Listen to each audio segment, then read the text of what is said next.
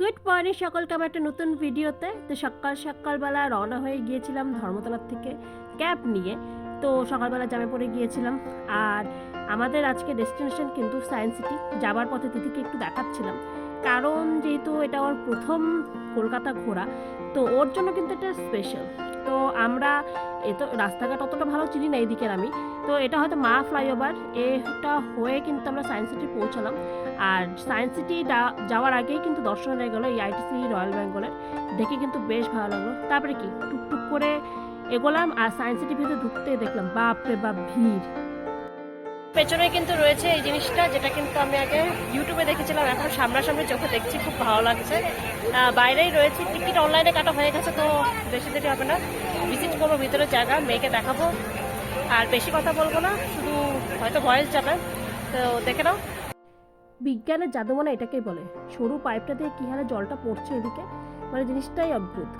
এরপরে কি এই সব জিনিসগুলো দেখলাম, একটু সব বাইরেই করা ছিল আর কি, যেহেতু আমাদের অনলাইন টিকিট কাটা ছিল যেরকম আগে বললাম, তো বেশি অসুবিধা হয়নি। আর রং বেরঙের ফুল বেশ সুন্দর, এই যে দেখো লাইন দেখো, মানে লম্বা লাইন। এটা হচ্ছে ভেতরে, মানে সায়েন্স সিটির ভেতরে এন্ট্রি করার পরে এই যে দেখা যাচ্ছে বড় বড় করে। চিনি না তো, অজানা পথের দিকে রওনা দিলাম। তো এখানেও দেখলাম আগের দিনের মতন জুয়ের মতন এখানেও হাঁস কবিতরেরা রেখে দিয়েছে ভাই। তারপরে দেখলাম এই মিসাইল জোনটা, এখানে খুব সুন্দর করে 3টা মিসাইল রেখে দিয়েছে। মিসাইল পার্ক, এটা জোন না, সরি, এই যে মিসাইল পার্ক। তো ওই মিসাইল পার্ক এরপরে দেখলাম আমাদের রাষ্ট্রপতি এপিজে আব্দুল কালামকে।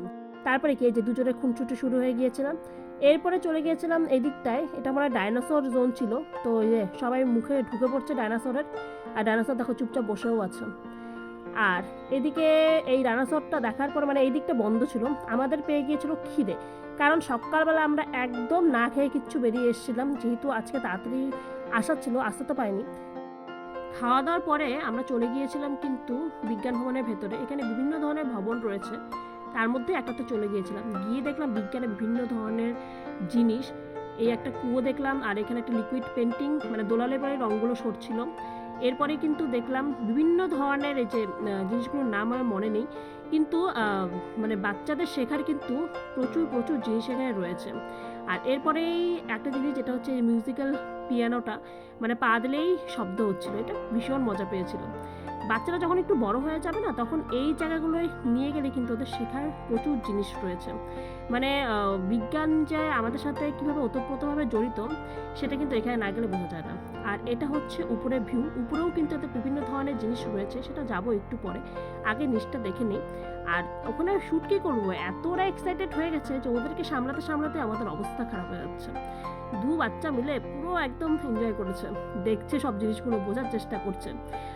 আর বিজ্ঞানের এই সমস্ত জিনিসগুলোর সাথে পরিচয় করানোও কিন্তু দরকার।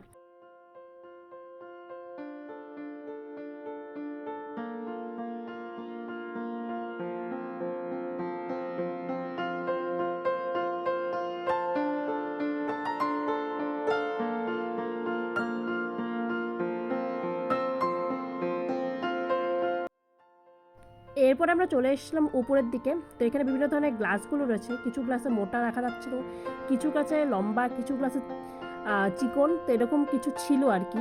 জিনিসগুলো কিন্তু দেখতে খুব ফানি লাগছিল। আর গ্লাসের বিভিন্ন ধরনের জিনিসগুলো উপরে ছিল, এই যে দেখো গ্লাসের বিভিন্ন প্যাটার্নে ওরা রেখে দিয়েছিল, এই একটা প্যাটার্নে একটা লম্বা টাইপের করে রেখে দিয়েছিল। এরপর আমরা গিয়েছিলাম শো দেখতে, সমুদ্রের ভেতরের একটা শো ওখানে হয় আর কি। তো বাচ্চাগুলোকে দেখাতে নিয়ে গিয়েছিলাম যে সমুদ্রের ভিতরে আদৌ কী কী রয়েছে, দেখতে কিন্তু বেশ মজা লেগেছিল। আমরাও বড়লাও এই ফাঁকে কিন্তু দেখে নিলাম। তারপরে ওখান থেকে নেমে এখানে যে সোলার সিস্টেম রয়েছে, আর এই দেখো মুন্ডি বের করে ফলের মাঝখান থেকে আমাদের বাচ্চারা, আর এই দেখো দাদাও কিন্তু কম রসিক নয়। উপর থেকে নিচের ভিউটা ঠিক এরকম লাগে। আর এখানে ছিল একটা গোলক ধাঁধা, মানে ভুলভুলাইয়া টাইপের। তো ঢুকে গিয়ে আমাদের বেরোতে 5-6 মিনিটের মতন সময় লেগেছে, অতটাও কঠিন না, মানে সবাই থাকলে পরে ওই হাত ধরে ধরে বেরিয়ে আসা যায়, কোনো ব্যাপার না, একা থাকলে একটু অসুবিধা। এরপরে পার্কে চলে গিয়েছিলাম, মানে সামনে যেহেতু বিভিন্ন বাচ্চাদের খেলার জিনিস, এই যে সূর্য ঘড়িটাও রয়েছে। তো বাচ্চাগুলো কিন্তু এই পার্ক থেকে আর বেরোতে পারবে না, মানে কোনোভাবেই বেরোতে চাচ্ছিল না আর কি। তারপরে যে টিয়া পাখিটা বেশ সুন্দর। আর এদের খেলাধুলা শেষ হয়ে যাওয়ার পরে আমরা কিন্তু বেরোতে বেরোতে সন্ধ্যা হয়ে গিয়েছিল। আর একটা জিনিস দেখলাম, সায়েন্স সিটির ভিতরে বন্দে ভারত, ভাবা যায়। তারপরে হঠাৎ করে প্ল্যান করে আমরা চলে গেলাম, এই হচ্ছে আমার ননদ, চলে গেলাম কোথায় আমরা, ব্যারাকপুরে। ব্যারাকপুর দাদা বৌদি বিরিয়ানি।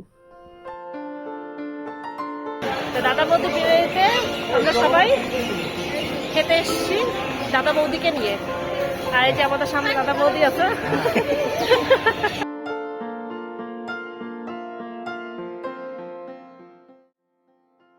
ইউটিউবে এত দাদা বৌদির বিরিয়ানির ভিডিও দেখেছি যে না খেয়ে আর পারলাম না।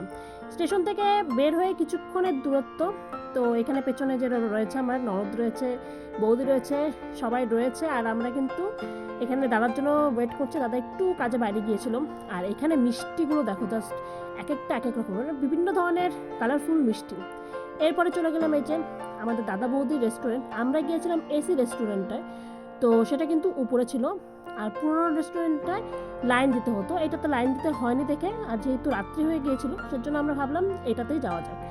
তো উঠে গেলাম ভেতরে উঠে নিয়ে ভেতরের ভিউটা ঠিক এরকম, মানে ভিড় ছিল মোটামুটি। আর দেখো বিরিয়ানি মানেই দাদা বৌদি, তো সেটা খেলেই বোঝা যাবে বিরিয়ানি মানে দাদা বৌদি কিনা। আর বাচ্চাগুলো দেখো, ও মানে কত বোঝা যাচ্ছে। প্লেট আমাদের চলে আসলো। আমরা এখানে কিন্তু ফিশ কবিরাজি না ফিশ ফ্রাই একটা অর্ডার দিয়েছিলাম। এই হচ্ছে ফিশ ফ্রাই।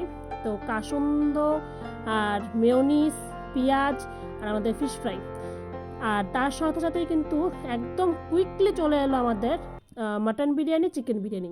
আমি মাটন বিরিয়ানি খেয়েছিলাম, দাদা নীল এরা সবাই মাটন বিরিয়ানি, বাচ্চাগুলো ওরা সবাই চিকেন বিরিয়ানি খেয়েছিল। আর এই দেখো ফিশ কবিরাজি মানে ফিশ ফ্রাইটা কিন্তু মাংসের পিসটা কিন্তু খুব মানে ভালো ছিল, ফ্রেশ ছিল। কিন্তু না দামটা অতিরিক্তই, মানে দাম হিসাবে জিনিসটা ঠিক মানে মানাচ্ছে না।